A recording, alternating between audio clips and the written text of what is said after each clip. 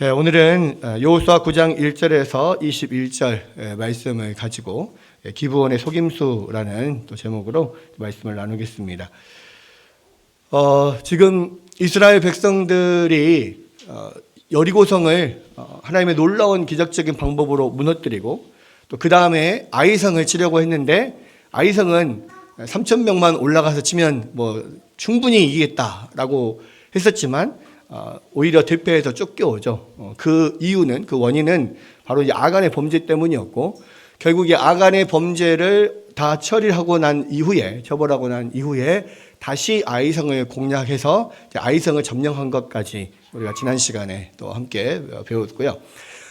이제 이 여리고성에서부터 아이성까지 여기가 지금 이스라엘의 허리를 가로지르는 그러한 루트 길이 이제 생긴 거예요. 그러니까 이 여리고성은 요단강을 막 건너가지고 이 평지에 있습니다. 평지에 막 들어가는 관문이 여리고성이고, 그다음에 이 여리고성에서부터 이제 점점 지대가 높아지면서 이 산지가 나와요. 이 산지 끝으로 이렇게 올라가면 거기에가 꼭대기쯤에 아이성이 있는 겁니다. 그래서 이 여리고에서 아이성을 잇는 이 위치가 바로 이스라엘의 허리를 자르는 그러한 위치인 거예요. 지금 여기를 중간을 딱 잘라서 지금 이스라엘이 점령을 한 겁니다. 그래서 이제 여기서부터는 이제 남쪽으로 먼저 치고 내려오고, 그 다음에 다 점령한 다음에 북쪽으로 이제 올라가서 또 북쪽을 치고, 이런 식으로 해서 이제 이스라엘 전역을 점령을 하게 되는데, 자, 이 소식을 듣고 나서 이 가나안 땅에 살고 있는 원주민들이 있잖아요. 그 사람들이 이제 막 비상이 걸린 겁니다. 왜냐하면 적군들이 쳐들어와서 지금 자기들이 사는 땅에 허리를 좀 잘라놓은 거잖아요. 그러니까 위아래가 지금 아예 막혀 있는 거예요. 그러니까 이게 원래 뭐 전쟁을 할 때 또는 사냥할 때 마찬가지지만 가운데를 딱 잘라놓고 이쪽 병력과 저쪽 병력을 분리를 시키면 그만큼의 힘이 줄어드는 거거든요. 게다가 이제 이때 당시에 가나안 땅에 흩어져 살고 있던 여러 민족들이 있잖아요. 가나안에 7족속이 있습니다. 7 민족이 있다라고 하는 것은 그 각 민족별로 어떤 도시 국가들이 이루어져 있고, 그것이 하나의 국가이기보다는 여러 도시 국가로서 이렇게 나눠져 있습니다. 그렇게 이제 하나로 뭉쳐진 힘이 아니라 여러 민족으로 또 각 민족당 몇 개의 성읍으로 이렇게 나눠져 있기 때문에 그렇게 가운데로 잘라놓고 지금 시작을 하는 것이 굉장히 큰 위협이 됐단 말이에요. 그런데 이제 이러한 이스라엘이 지금 그들의 허리를 잘랐다라는 소식을 듣고 이 가나안 땅에 살고 있는 이 가나안 백성들이 두 가지 반응이 있어요. 대부분의 반응은 뭐냐? 이제는 죽기 살기, 이제 죽기 아니면 살기다, 까무러치기다. 다 같이 연합해서 이스라엘 군대에 대항을 하자. 그러니까 대부분의 민족들이 그렇게 했습니다. 그게 이제 9장 1절부터 나오는 건데, 뭐라고 되어 있습니까? 9장 1절. 자, 이후에 요단 서쪽 산지와 평지와 레마돈 앞 대의 연안에 있는 헷 사람과 아모리 사람과 가나안 사람과 브릿 사람과 히윗 사람과 여붓 사람의 모든 왕들이 이 일을 듣고 모여서 일심으로 여호수아와 이스라엘에 맞서서 싸우려고 하더라. 이게 이제 대부분의 지금 반응이죠. 그런데 또 한편으로 다른 생각을 가진 사람들이 있었습니다. 누구냐면 기브온 주민들이에요. 이 기브온 주민들은 그냥 맞서 싸우기에는 너무 버거운 거죠. 이스라엘 민족이 지금 장정만 60만이 넘는 대군이잖아요. 그 많은 그 군대를 맞아서 싸워서 이길 자신이 없었던 거예요. 그리고 또 가뜩이나 더 힘든 건 뭐냐면, 그래도 지금 이스라엘 군이 머물고 있는 그곳에서 좀 멀리 있는 족속들은 그래도 어느 정도 아직은 좀 괜찮다라는 생각을 하겠죠. 그런데 이 기브온 사람들은 아까 보니까 거짓으로 가서 화친 조약을 맺고 난 다음에 며칠 만에 이 이스라엘 군대가 도착을 했습니까? 3일 만에 그 지역에 도착했어요. 그러니까 3일 거리밖에 안 되는 거예요. 기브온 족속들이, 기브온 사람들이 있는 이 민족으로서는 여기 보면 히위 족속이라고 그랬거든요. 근데 히위 족속으로서 기브온이 중심이 되어 있는 이 도시 성읍들인데, 여기에 이제 아까 보면 여러 성읍들이 나와요. 네 성읍이 크게 나오는데, 기브온, 그비라, 브에롯, 기란 여아림. 이 네 개의 성읍이 그 사람들이 사는 곳에서 가장 큰 성읍이었습니다. 3일 만에 도착할 거리예요. 그러니까 지금 당장 눈앞에 이스라엘 대군이 닥쳐 있기 때문에 도저히 이길 수 없다라고 생각을 한 겁니다. 그러니까 거기에 대해서 어떻게 대처를 할까 생각을 하다가 꾀를 내는 거죠. 우리가 이렇게 가까이 있는 민족이라고 밝히지 말고 마치 멀리 있는 민족인 것처럼 이 가나안 땅에 살지 않는 그 근처에 멀리 있는 민족인 것처럼 꾸며가지고 화친 조약을 맺자. 그렇게 지금 꾀를 낸 거예요. 그래가지고 멀리서 온 것처럼 낡은 신발, 낡은 옷을 입고 또 막 곰팡이 핀 뭐 빵이랑 이 다 헤어져가지고 막 새는 포도주 가죽 부대 막 이런 것들을 다 준비를 해가지고 멀리서 온 것처럼 꾸민 겁니다. 그렇게 해서 이스라엘 백성들에게 우리는 멀리서 하나님과 너희들이 행한 일을 듣고 너무 두려워서 혹시나 멀리 떨어져 있지만 혹시나 우리를 공격할까 봐 화친을 조약을 맺으려고 왔다. 이렇게 속여가지고 어떻게든 화친을 맺자. 그리고 나서 3일 만에 들통이 나더라도 어쨌든 자기들이 조약을 맺었으니까 거기에 대해서 책임을 질 거 아니냐. 이렇게 생각을 한 거예요. 그렇게 해서 이제 여호수아를 찾아온 거죠. 거짓으로 꾸며가지고 자신들이 찾아와서 결국은 여호수아 이스라엘 백성들 또 족장들을 속여서 화친 조약을 받아내고 여호와의 이름으로 맹세하게 합니다. 그렇게 해서 딱 조약을 맺고 났는데 나중에 보니까 3일 만에 이들이 바로 코앞에 있는 기브온 족속이었다는 것이 밝혀지는 거죠. 이 여호수아는 어떤 영적 전쟁을 그냥 상징적으로 이렇게 보여주는 그런 면이 많이 있습니다. 그래서 우리가 이 땅에서 하나님의 백성으로 또 하나님의 군대로 살아갈 때 어떻게 어떤 마귀의 관계를 물리치고 우리가 이 땅을 하나님의 나라로 만들 것이냐 또는 하나님의 백성으로 이 땅을 살아갈 것이냐 여러 가지 아이디어들이 사실 여기에서 많이 나오거든요. 근데 여기서 보면 사단이 우리를 공격하는 두 가지 방법이 있는 거예요. 첫 번째는 정말 여기에 있는 여러 족속들처럼 연합해서 대항해서 강력하게 맞서 싸우는 거죠. 이것을 성경의 표현대로 하자면 우는 사자와 같이 울부짖고 달려드는 사자처럼 공격하는 거예요. 반면에 이 기브온 사람들처럼 여기에서는 기브온 사람들이 소수지만 기브온 사람들처럼 정말 뱀과 같은 지혜로 하나님의 백성들을 속여서 승리를 얻어내는 그러한 두 가지 전략을 사단은 계속해서 처음부터 지금까지 그렇게 써왔습니다. 여러분, 아담과 하와에게 사단이 어떻게 접근했습니까? 뱀으로 접근했잖아요. 그리고 잘 속였습니다. 하나님이 온 땅에 에덴 동산에 있는 모든 실과 모든 나무들을 마음껏 먹게 하고 단 하나님의 약속의 이 실과인 선악을 알게 하는 나무의 열매는 따먹지 마라. 이걸 따먹으면 정령 죽을 것이다. 라고 했단 말이에요. 그것은 하나님과 인간 사이에 그냥 최소한의 어떤 하나의 규칙인 거예요.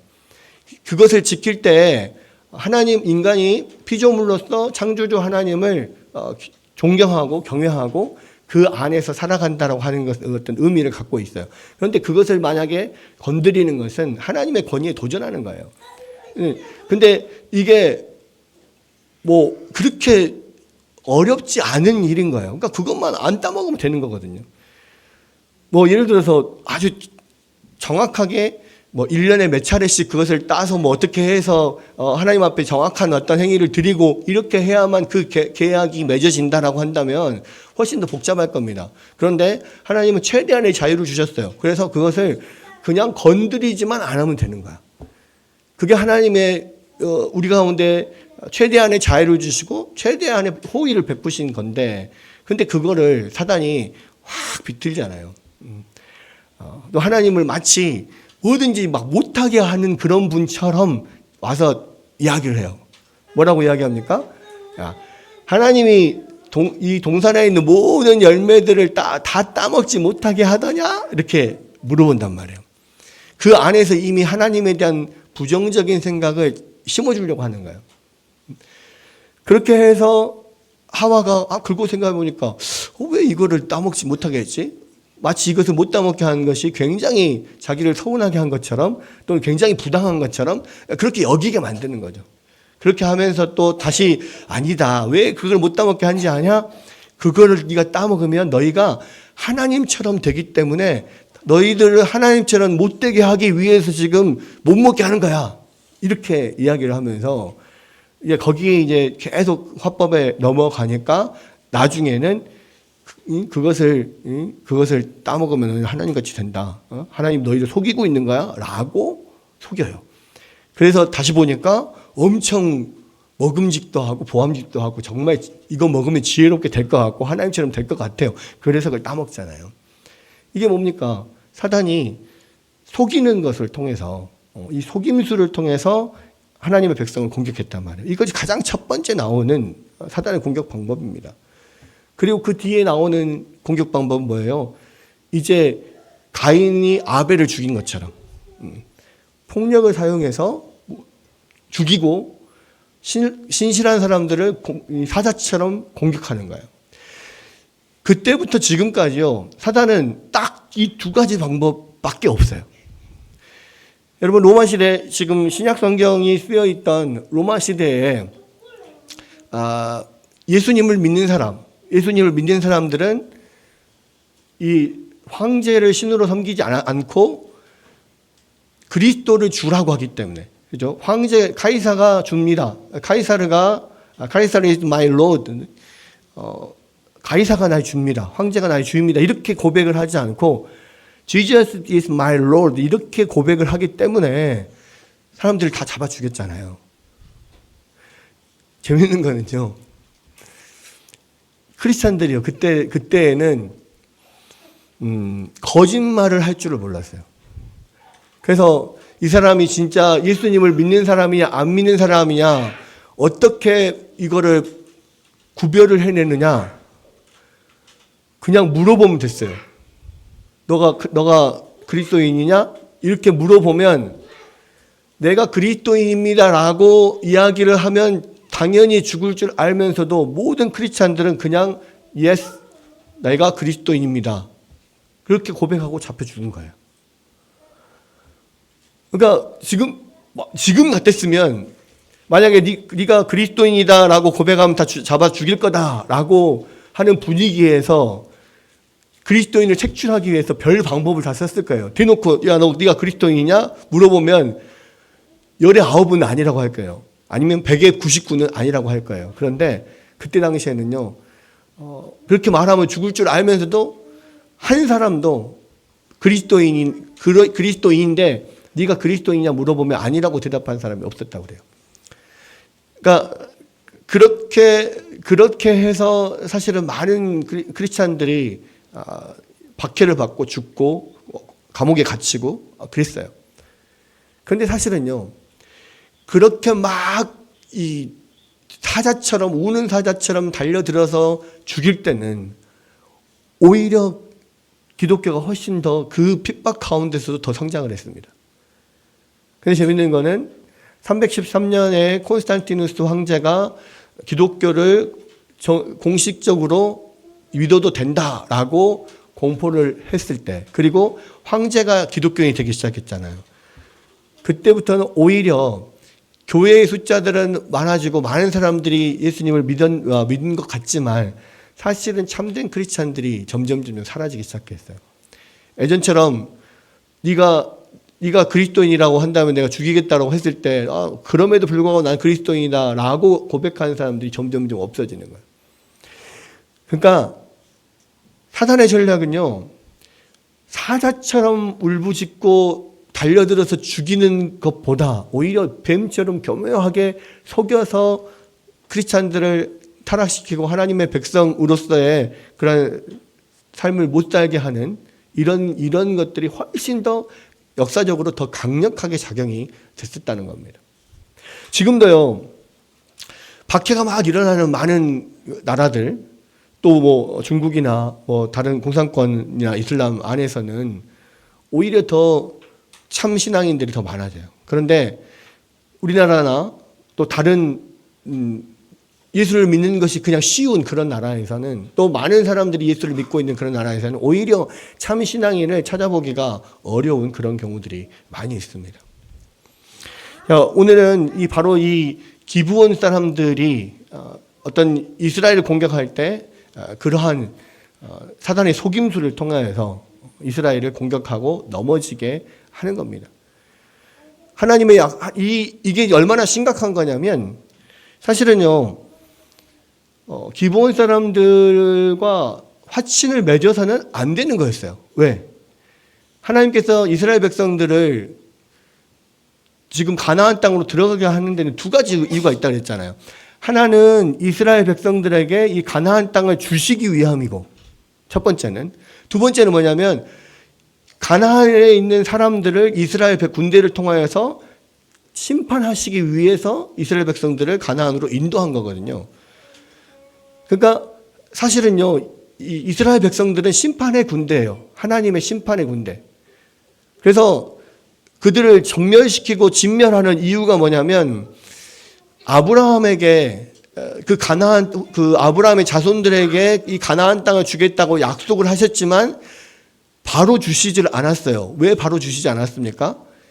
가나안 땅에 있는 그 백성들의 죄악이 이제는 심판 받기에 합당하도록 완전히 차서 넘칠 때까지 기다리신 거예요.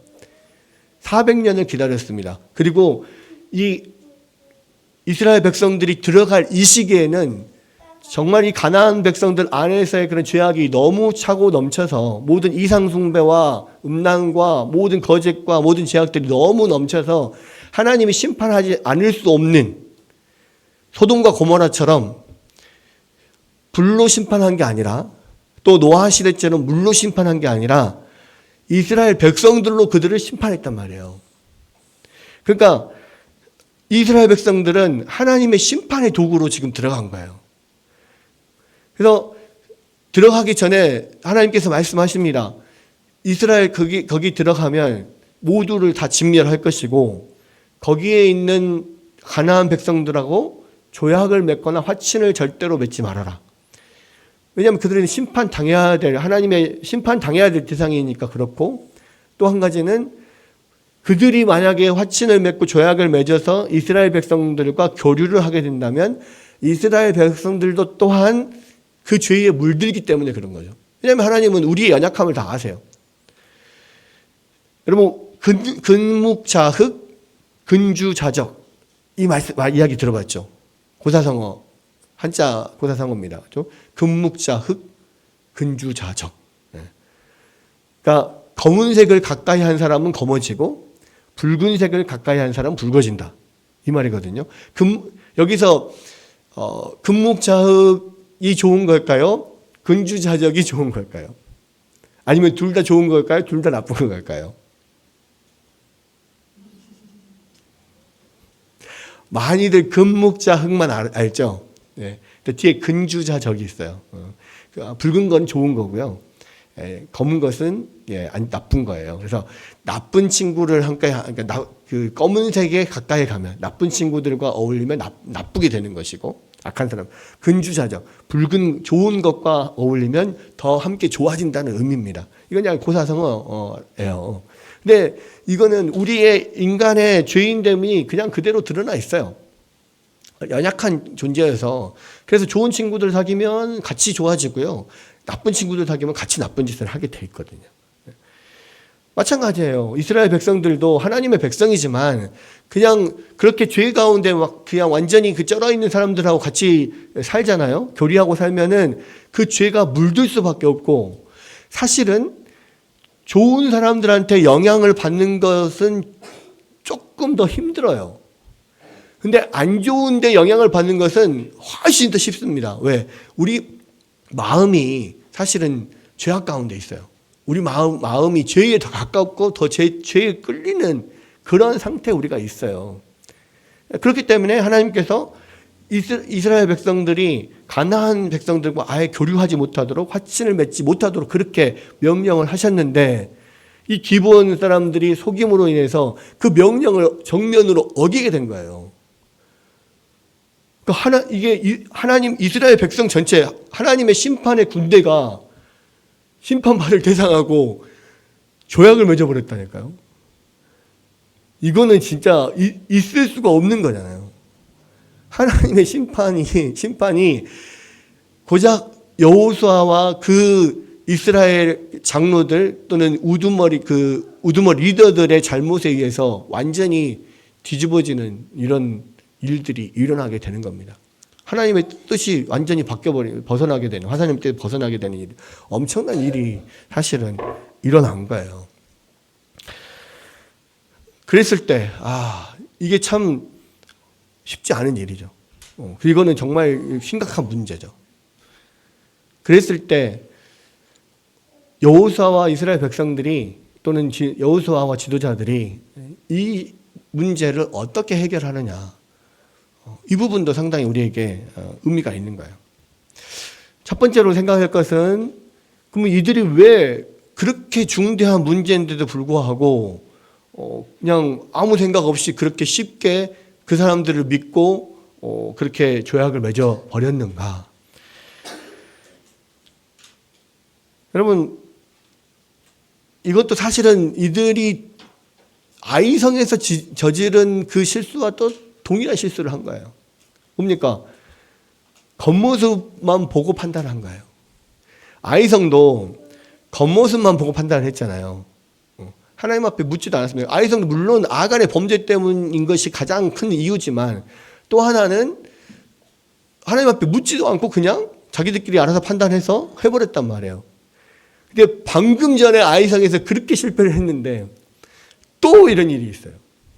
그러니까 참 얼마나 우리가 연약한가 볼 수 있습니다. 한번 실수를 하고 거기에 대해서 호되게 지금 당했음에도 불구하고, 호되게 지금 하나님의 그 징계를 받았음에도 불구하고 다시 조금 풀어지니까, 조금 마음이 해해지니까 도로 또 똑같은 실수를 하는 거예요. 물론 이 사람들이 아주 교묘하게 그냥 하나하나 신발, 옷, 양식, 포도주, 이스라엘 백성들이 깜빡 속을 만큼 아주 철두철미하게 이 속일 것을 완전히 준비를 해서 왔죠. 그러니까 그런 걸 생각하면 그래 넘어갈 수도 있겠다라고 생각이 들지만, 여기 9장 14절에 뭐라고 되어 있습니까? 무리가 그들의 양식을 취하고는 어떻게 할지를 여호와께 묻지 아니하고. 그러니까 그들이 지금 내미는 증거들이 다 확실해 보여도 이들이 마지막까지 붙들어야 됐던 게 뭡니까? 하나님께 물어야 됐거든요. 근데 아이성에서도 하나님께 묻지 않고 자기들 그냥 보이는 대로 그냥 판단하고, 아니면 3,000명만 올라가면 되겠네 하고 해서 끝난 거 아닙니까? 그죠? 여기서도 마찬가지예요. 여기서도 하나님께 묻지 않고 겉모습 막 보고 다 자기들이 아주 세세하게 다 조사를 했어요. 신문도 해보고 증거도 보고 다 조사해보고, 진짜 그렇겠다, 이 정도 증거면은 확실하겠구나라고 생각하고 조약을 체결하고 여호와의 이름으로 맹세까지 다 했단 말이에요. 근데 속아 넘어갔죠. 왜요? 하나님 앞에 묻지를 않아서. 여러분, 우리가 이 세상에서 살아가면서요, 많은 영적 전쟁 속에 있고, 우리가 하나님의 백성으로 살아갈 때 사단은 우리보다 훨씬 영리하고 교묘하다는 것을 알아야 돼요. 처음부터 사단은 그런 우리를 완전히 속여 넘기는 뱀의 혀를 가지고 있단 말이에요. 그래서 그냥 우리의 지혜와 판단으로 판단을 하고 결정을 하면 100% 넘어지게 돼 있어요. 그때 우리가 뭘 해야 돼요? 기도해야 되는 기도. 아무리 작은 것이라도 기도해야 돼요. 여기서 우리가 느끼는 게 뭡니까? 우리에게 일어난 큰 일들은요, 어쨌든 기도를 해요. 왜? 내가 목숨이 막 경강에 달렸어요. 내가 건강에 엄청 이상이 왔어요. 그러면 하나님 살려주세요. 큰 것들은 내가 진짜 완전히 망하게 생겼어요. 그러면 하나님 앞에 매달릴 수밖에 없게 되죠. 그런데 물론 너무너무 힘든 일이 닥치면은 기도조차 못하게 되는 경우도 많아요. 그러나 기도가 안 나와도 그럴 때는 하나님 앞에 나와서 신세 한탄이라도 하죠. 근데 작은 일들 봤을 때 크게 영향이 없어 보이는 것들에 대해서는 우리는 하나님께 묻지 않아요. 이 정도는 뭐 그냥 우리가 해결할 수 있지, 이런 정도는 우리가 그냥 기도 안 하고 넘어가요. 묻지 않고 넘어가요. 그렇게 경솔하게 판단하고 그냥 뭐 이 정도면 되지 뭐라고 했을 때 많은 경우 우리가 그것 때문에 넘어지고 힘들어질 때가 많거든요. 왜? 사단은 그렇게 교묘하니까. 작은 거 하나를 가지고 우리를 넘어뜨려서 계속 늪으로 끌어가니까요. 여러분, 한 번 넘어지면요, 우리가 죄에 한 번 넘어지잖아요. 작은 죄에 한 번 넘어지면 더 큰 죄로 계속 끌려가고 빠져가요. 한 번 거짓말 하잖아요. 왜 바늘도둑이 서도둑 된다 이야기 하잖아요. 한 번 거짓말하면 또 그것을 덮기 위해서 또 거짓말하고 또 거짓말 하게 돼요. 결국은 그렇게 넘어지게 되는데, 그 처음부터 그러한 일들이 있을 때 하나님 앞에 묻고 기도하고 그렇게 우리가 모든 일들을 처리해 나가야 하나님 나라에서 마땅히 주님의 일들을 우리가 온전히 감당할 수 있는 겁니다. 그래서 우리가 이들이 결정적인 순간에 기도하지 않았다는 것들을 우리가 살펴보면서 겉모습만 보고 또 결정적인 순간에 기도하지 않고 덤벼들었다가 이들에게, 이 기브온 주민들에게 속게 되잖아요. 근데요, 그럴 수 있습니다. 그럴 수 있어요. 왜? 여호수아 이스라엘 백성들도 방금 아이성에서 그런 일들이 겪었고 또 여기서 그런 일을 겪잖아요. 그러니까 우리가 참 연약하다 보니까 그렇게 넘어질 수 있어요. 근데 그렇게 넘어지고 실수했을 때 그 다음 수습을 하는 게 필요해요. 수습을 잘 해야 돼요. 그 수습하는 것도, 실패를 처리하는 것도 하나님의 뜻대로 해야 되는 거예요. 여러분, 여기에서 여호수아가 그런 엄청난 일을 지금 자신들이 이 경솔하게 행동을 해가지고 하나님의 이런 계획 자체가 틀어져 버리게 되는 이런 일들이 일어났을 때 그 다음엔 그럼 어떻게 해야 되느냐? 그 다음에 어떻게 되냐? 일단은 자신의 실수를 인정하는 게 중요해요. 내가 하나님 앞에 잘못했습니다. 내가 교만했습니다. 하나님, 내가 정말 작은 것도 하나님 앞에 묻고 하나님의 백성으로서 그렇게 하나님의 심판하는 심판자로서 대리자로서 역할을 했었어야 되는데 그렇게 못했습니다. 용서해 주십시오. 일단 인정을 해야 되죠. 그리고 나서 그것을 해결을 할 때 이것도 하나님의 영광을 가리는 일로 이것을 해결해 버리면 안 돼요. 뭐 예를 들어서, 야, 내가 누구들이 속여서 했으니까 이건 그냥 무효야.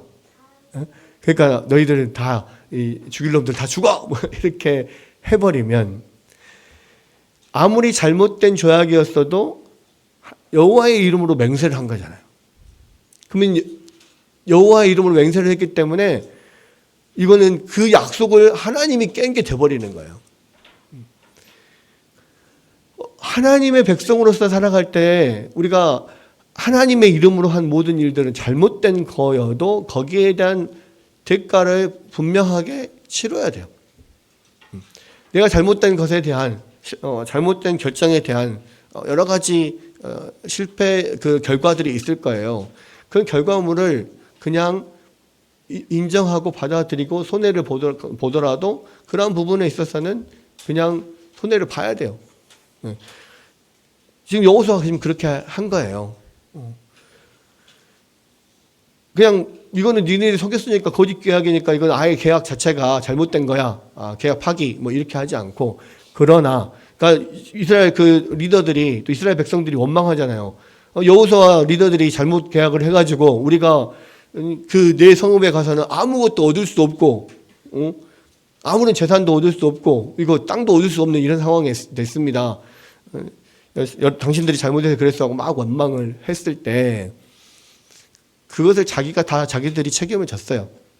그 모든 원망을 자기가 감수를 하고, 그 대신 그 사람들이 우리 속여가지고 지금 이 계약을 맺었기 때문에 기브온 사람들 약속대로 살려는 주되, 그러나 그냥 한번 계약이 잘못됐으니까 어쩔 수 없지, 그냥 몰라, 알아서 그냥 살아, 그리고 딴 데로 가자, 이렇게 하지 않았단 말이에요. 그 결과를 최대한 선하게 하나님 뜻에 합당하게 이끌어 갈 수 있도록 조치들을 하나씩 다 하고 넘어가요. 그게 뭡니까?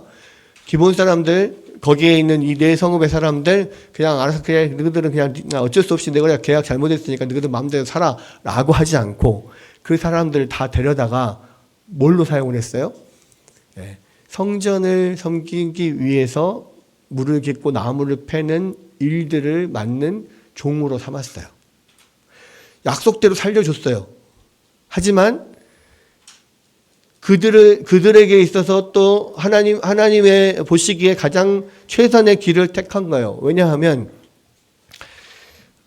하나님이 그들과 조약을 맺지 말라고 한 두 가지 이유가 있다 그랬잖아요. 하나는 그들이 심판의 대상이기 때문이고, 또 하나는 그들과 교류를 했을 때 이스라엘 백성들이 죄에 물들 수 있는 가능성 때문에 하나님께서 그걸 못하게 했잖아요.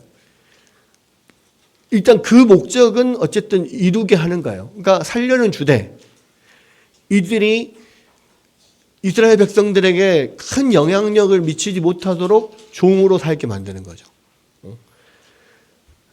아무래도 대등한 관계에 있을 때는 더 큰 영향력을 미치게 되죠. 그러나 주인과 종의 관계로 있을 때는 그 영향력이 좀 덜 할 수 있는 거예요. 그래서 그들을 다 종으로 삼습니다. 또 한 가지는 종으로 삼 때 그냥 일반적인 일을 하는 종으로 삼는 게 아니라 하나님의 성전에서, 성전 가까이에서 물 깃고 나무 패고 하는 하나님의 성전을 돕는 일을 하는 종으로 삼아요. 왜 그렇겠습니까? 이들이 그 일을 하면서 철저하게 하나님 앞에서 살도록, 철저하게 하나님이 어떤 분인지를 최측근에서 그것을 보고 배우게 하도록 그들을 성전을 섬기는 종으로 이렇게 삼는 것입니다. 이것이 하나님의 어떤 의도를 봤을 때 가장 적절한 지혜로운 그런 처분이었다는 거예요. 여러분, 우리도요, 여호수아 이스라엘 백성들처럼 방금 실수했는데 거기에 대한 징계를 엄청 받고 돌아서면 또 실수할 수 있어요. 그게 우리들입니다. 우리는 항상 그렇게 반복적인 그런 실패와 실수가 있을 수 있어요. 그랬을 때 우리에게 가장 하지 말아야 될 것이 뭐냐면 이왕 베린 몸 이러면 안 돼요. 많은 경우에요. 왜 크리스찬들이 죄에 그냥 넘어지냐면, 죄에 한 번 넘어져, 두 번 넘어져 그랬을 때 마음 가운데 사단이 우리에게 이야기해요.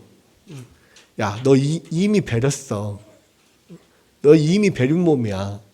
지금 와서 회개하고 네가 돌아간다고 해서 하나님 용서해 주실 것 같아? 야, 너 그거 위선이야. 너 원래 그런 놈이야. 사단이 계속 우리가 말해요. 그러면서 우리 안에서 스스로 자포자기합니다.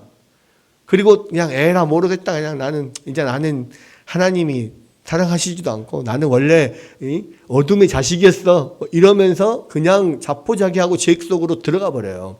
이게 많은 크리스찬들이 겪는 일이에요. 그러면서 하나님을 떠나고 또 죄 속에서 그냥 빠져서 그냥 사는 경우들이 그렇게 가는 경우 너무 많습니다. 근데 여러분 방금 이야기했잖아요. 이스라엘과 여호수아도요. 방금 그렇게 큰 일을 당하고 그렇게 아간의 족속들, 아간에 속한 모든 사람들 다 죽는 것을 보고 나서도 또 그랬다니까요. 우리는 정말 연약하고 부족한 악한 죄의 가운데 있는 사람들이에요. 맨날 넘어져요. 맨날 실수해요. 그럴 수 있어요. 그럴 때마다 어떻게 해야 됩니까? 다시 회개하고 일어나고 다시 회개하고 일어나고 다시 주님을 붙들어야 돼요. 그렇습니다. 우리는 이렇게 약한 사람들입니다. 그러니까 주님이 필요합니다. 그러니까 예수님이 필요합니다.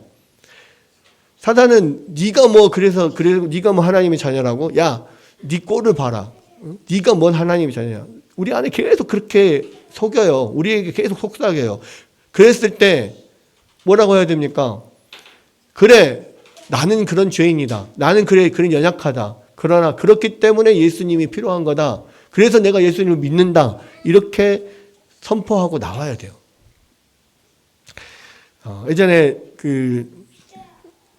사랑의 교회 오정현 목사님이 남가주 사랑의 교회에 계실 때 그때 했던 이야기들을 들은 적이 있는데 어느 날 주일날 설교 준비를 하고 있는데 11시 예배잖아요 보통 9시쯤 이제 보통 주일학교를 하잖아요. 근데 설교 준비를 한참 하고 있는데 갑자기 고등부 담당 전도사가 막 뛰어가지고 목사님 큰일 났습니다.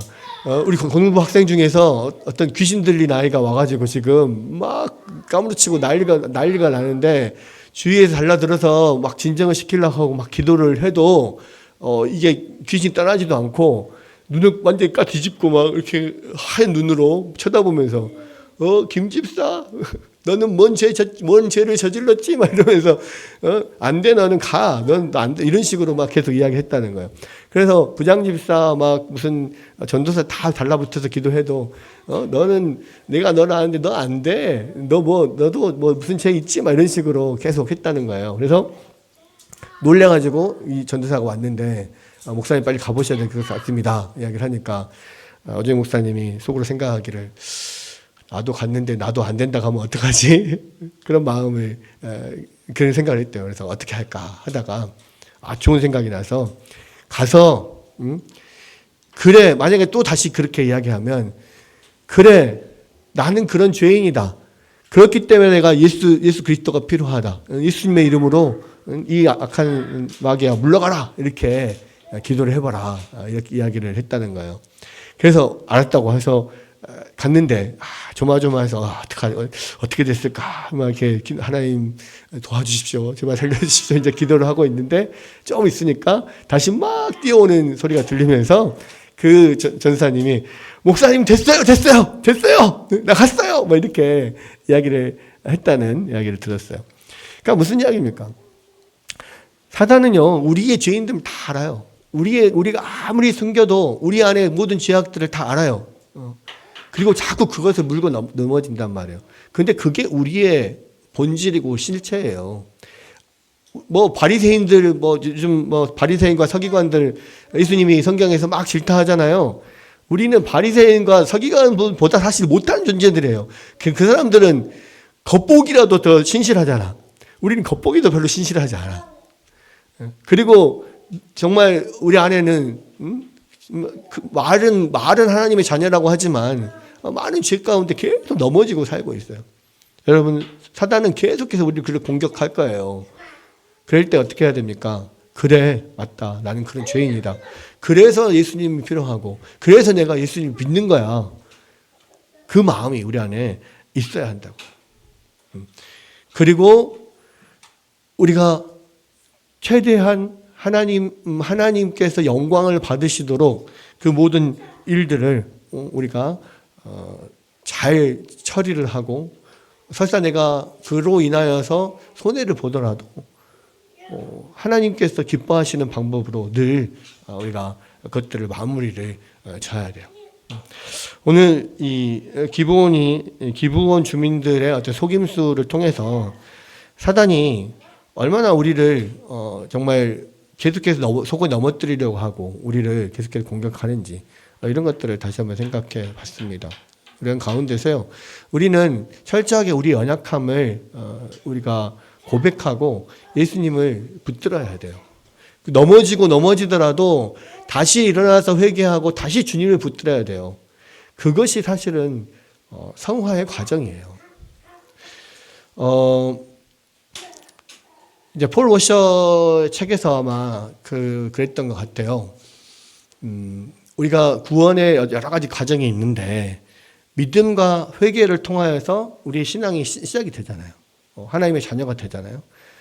믿음과 회개를 통하여서 우리의 신앙이 시작이 되고 우리 신앙의 성장과 성화는 뭘로 이루어지냐? 그것도 계속적인 믿음과 회개의 반복으로 우리 안에 믿음이 성장하고 우리가 성화되어 간다 이렇게 이야기해요. 그러니까 모든 신앙생활의 처음도 믿음과 회개고 중간도 믿음과 회개고 결국 마지막 완성을 이루는 것도 믿음과 회개란 말이에요.